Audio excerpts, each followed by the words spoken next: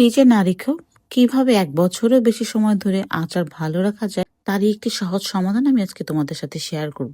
ধনিয়া, জিরা, পাঁচফোড়ন ও শুকনো মরিচ সুন্দর করে পর্যায়ক্রমে এক এক করে ভেজে আমি উঠিয়ে নিব এবং গুঁড়ো করে পাশে আমি রেখে দিব। এরপর আমি সরিষার তেলে বেশ কিছু পরিমাণে রসুন, সাদা এলাচ, কালো এলাচ, দারচিনি ও তেজপাতা দিয়ে খুব সুন্দর করে ভেজে পর্যায়ক্রমে আমি জলপাইগুলো মিশিয়ে একটু নেড়ে নেব। তারপরে এখানে আমি অ্যাড করে দেব সাদা সরিষা। চাইলে আপনি এখানে কালো সরিষাও ব্যবহার করতে পারেন। এরপর এখানে আমি অ্যাড করব চিনি। যে কোনো ধরনের আচার আপনি বেশি দিন ধরে সংরক্ষণ করতে চাইলে চিনির পরিমাণটা বেশি দিতে হবে। চিনি প্রিজারভেটিভের কাজ করে থাকে। আশা করি আপনারা বুঝতে পেরেছেন। তারপর এখানে আমি হলুদের গুঁড়ো, মরিচের গুঁড়ো ও ভিনেগার দিয়ে দিয়েছি।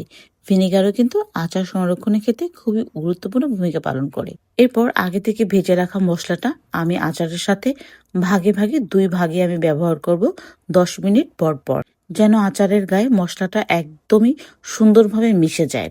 এরপর আচারটা যখন এরকম ভাজা ভাজা হয়ে যাবে, তেলগুলো একদম উপরে উঠে আসবে, তখনই আমি চুলাটা সুন্দর করে বন্ধ করে দিয়ে সারা রাত আচারটা ওভাবে রেখে দেবো এবং সকালে রোদে আমি ১ ঘন্টা আচারটা শুকিয়ে নিব। এরপর একটি কাঁচের জারে আমি প্রথমে কিছু লবণ ও শুকনো মরিচ দিয়ে নিব। এরপর আমি আচারগুলোকে রাখবো। আর এই লবণ ও শুকনো মরিচ দেওয়ার কারণে আচারের নিচে কখনোই ফাঙ্গাস পড়বে না। আর এই কারণে আপনি ফ্রিজে না রেখেও ১ বছরের বেশি সময় ধরে আচার আপনি ফ্রিজের বাইরেই ভালো রাখতে পারবেন।